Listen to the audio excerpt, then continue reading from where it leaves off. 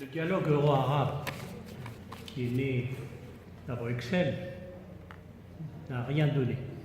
Blocage, et les Arabes et les Européens, chacun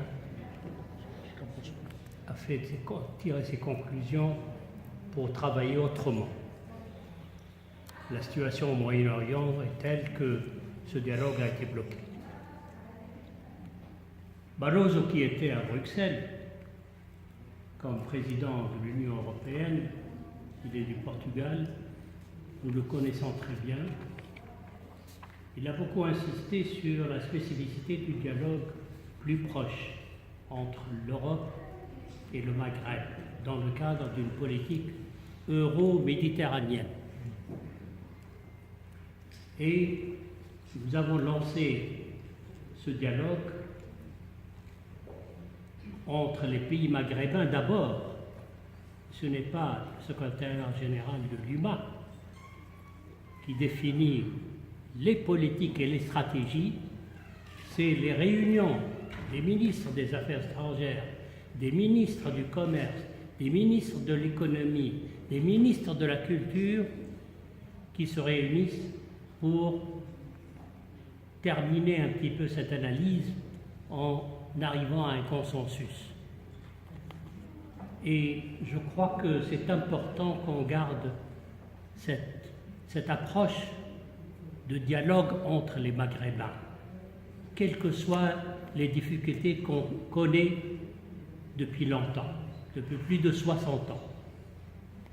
Il faut être logique avec nous-mêmes pour ne pas imputer les problèmes que nous avons, que ce soit à cause de ce qui se passe au Moyen-Orient entre Israël et les Palestiniens, que ce soit chez nous aussi, on a des problèmes, et avec l'Europe aussi, nous avons des problèmes, mais il faut quand même continuer à dialoguer entre nous-mêmes pour arriver à un consensus de plus en plus renouvelable.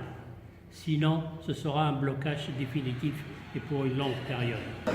On est avec Bibi Benaya et son idée sur le dialogue. Le dialogue euro-européen a une longue histoire. Après 2 guerres mondiales, catastrophes, etc., vous vous êtes ressaisis pour lancer le dialogue euro-européen.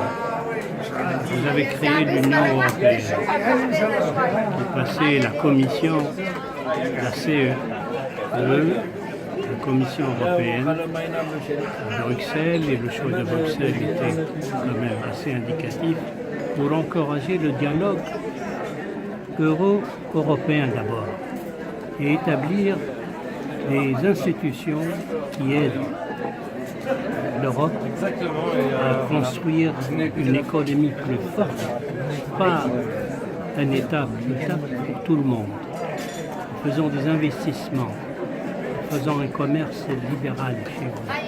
Et vous avez tracé toutes les choses pour devenir une grande puissance économique mondiale. Et le deuxième point, c'est l'environnement qui est autour de vous, la Méditerranée, le Maghreb. Nous avons été quand même assez...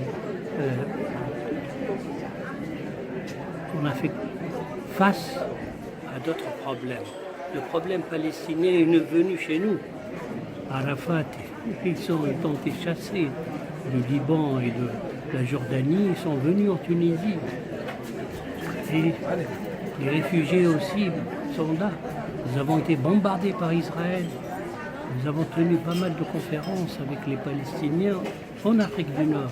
Et nous avons été touchés par la réaction israélienne. Le bombardement, 3 bombardements. Pour aller au Conseil de sécurité avec, à l'époque, Kofi Annan comme secrétaire général, pour prendre une décision. Et heureusement que les États-Unis, Washington, s'est abstenu, elle n'a pas utilisé son veto. Mais tous ces problèmes-là, on est en train de les renaître pour essayer de sortir de cet embouteillage des problèmes et leur effet sur ajouter à cela les problèmes dans les pays maghrébins, entre Maroc et voisins, avec ce qui se passe la CEDEAO en Afrique aussi. Donc il faut qu'on ait une perspective d'avenir pour encourager le dialogue franc et pas avec une baguette magique mais avec un consensus. Parfait.